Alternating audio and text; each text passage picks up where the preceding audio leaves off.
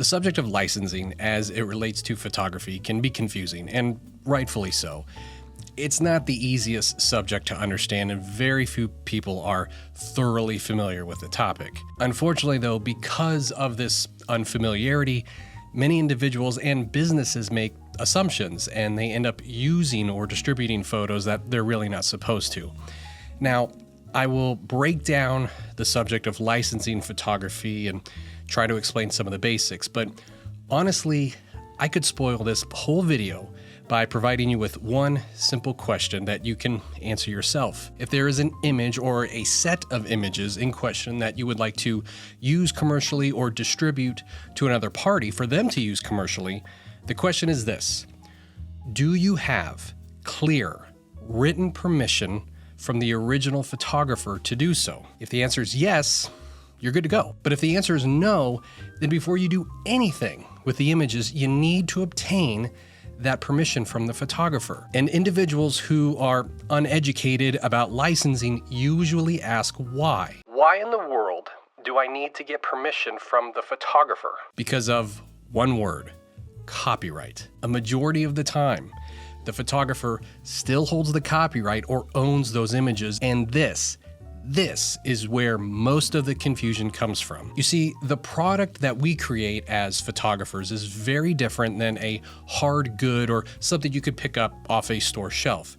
You pay for an iPhone at the Apple Store, that's your property. You could then later on give it or sell it to somebody else for them to use. You can do the same with your car or furniture, you get the idea. Photographs are different though. Photos fall under the category of what's called intellectual property, or often shortened to just IP. These are things that are created that you can't necessarily hold in your hand. Things like trademarks and patents also fall under the category of IP. You know, you actually deal with IP on a pretty regular basis and may not even know it. Setting photos aside, there's a good chance you already pay to utilize intellectual property that you don't own. Music is considered intellectual property, but even though you may pay roughly $10 for Adele's new album, you don't now own the copyright to Adele's songs. Software is considered intellectual property.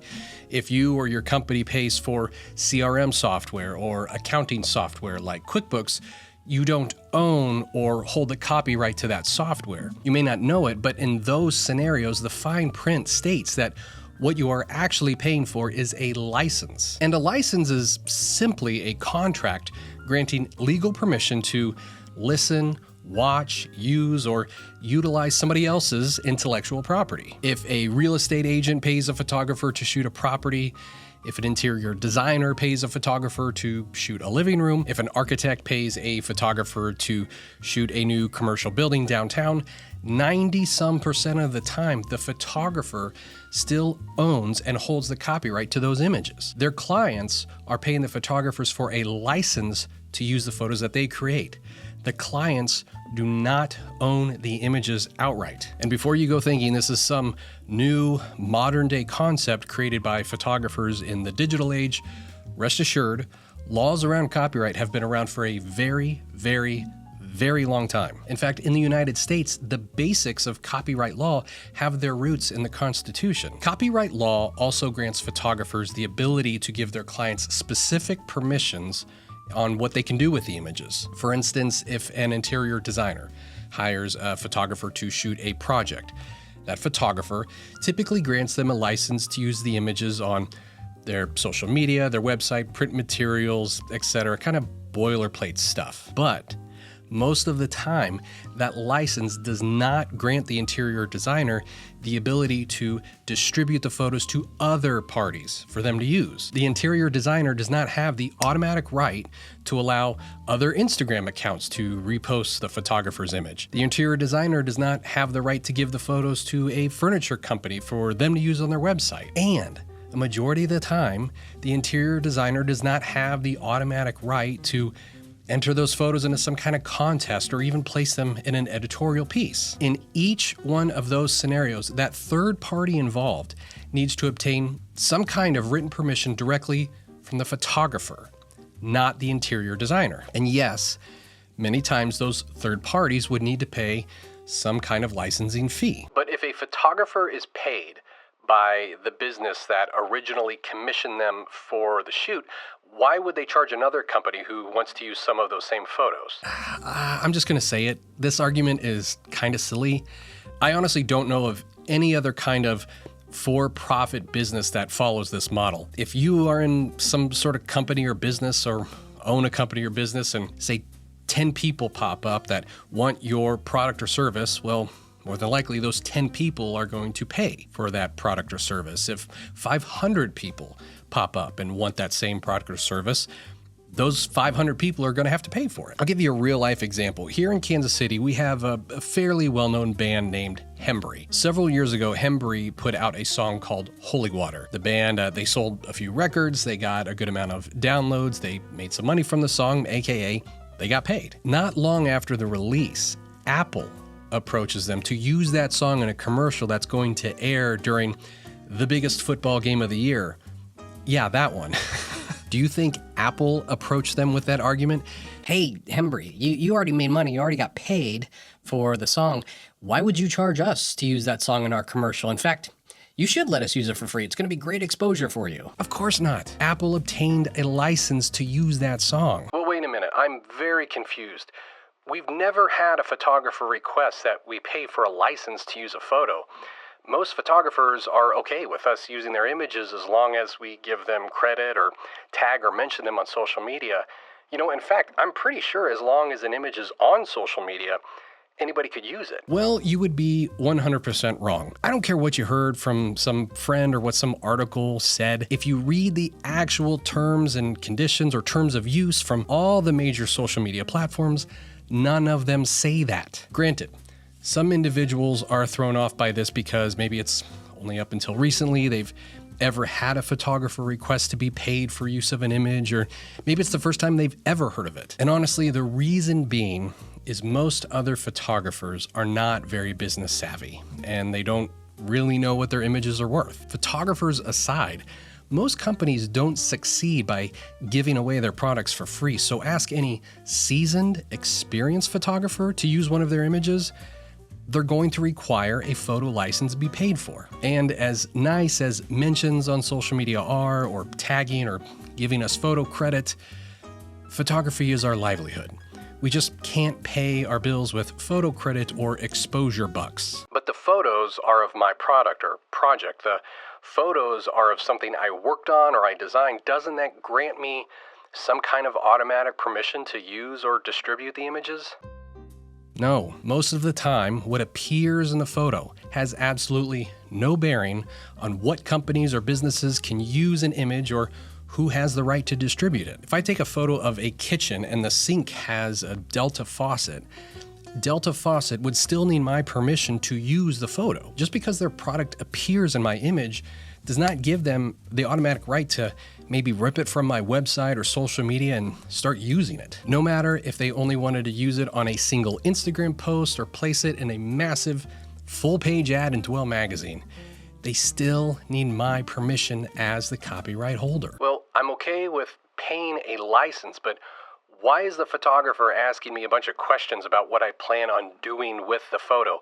Why can't they just write a license for, I don't know, no restrictions or unlimited use, or just give me the copyright? Because the photographer wants to make sure that they write the appropriate permissions into the license and make sure that they don't charge you too little or too much. This is very similar to how software licenses are sold. If a small business of, say, 15 employees purchases accounting software, they're going to pay a much different price than, say, an enterprise-level company with multiple locations around the world. Same software, but the scale and how the software is going to be used, it's very different. Imagine if there was some CEO of some massive tech company and they get in their car one day and that person wants to listen to Island in the Sun by Weezer and add it to their iTunes library on their phone. They're going to end up paying roughly about $1 for that song. Now that same CEO wants to use Island in the Sun in a national television ad campaign. They are going to pay way more than just $1 for a completely different kind of license. Keep in mind too, if that CEO's company even pays thousands of dollars for that song in a commercial, they still don't own the song Island in the Sun. So if I see a photo and there's no watermark, photo credit or mention of a photographer at all in relation to that image, am I in the clear to use it? No. Photo credits, tagging, or watermarks, they really have nothing to do with if you're in the clear to use an image or not. In most scenarios, if you see a photo, whether it's a one-person freelancer like myself or some enterprise-level company, somebody owns the copyright to that photo. So let's sum this up. 1, by default, photographers own the copyright to the images that they create. 2, even when hired directly by a client like a real estate agent, interior designer, home builder, architect, whatever, a majority of the time the photographer still holds the copyright to the image they created for that client. 3, copyright law grants them the ability to call the shots on who can use the photo, how they can be used, and for how long. 4, if you happen to be one of those kind of clients and a completely separate company requests to have even just one or all the photos that you paid a photographer for, it's your responsibility to point them in the right direction back to the photographer. You do not have the automatic right to just give away the photos. Or if you're a business that comes across an image that you'd like to use on your website or advertisement or even repost to your social media accounts, you need to obtain permission from the photographer. I mean, realistically, are there any consequences for using a photo without the photographer's permission? You bet there are. If a photographer finds out we're using one of their images, we'll just take it down. Well, at that point, the toothpaste is already out of the tube. The image or images have already been used, and many times a license needs to be paid. When an image is used without the photographer's permission, the technical term for that is copyright infringement. And when businesses get called out on it, many of them get defensive, they come up with excuses, try to pass the blame on somebody else, or they just try to ignore the situation altogether. And I strongly advise against each one of those reactions, by the way. Now, I won't go into all the consequences of copyright infringement. A simple 30-second Google search can answer those questions for you. But long story short, if a photographer has gone through the steps to make sure that their business and photos are protected to the fullest extent of copyright law, it could cost the company a lot of money, hundreds, if not thousands, and sometimes even tens of thousands of dollars. Again, like I mentioned at the beginning of the video, if you run into any kind of situation similar to what we went over, just ask yourself, do you have clear written permission from the original photographer to use or distribute an image or a set of images? If not, make sure to get it.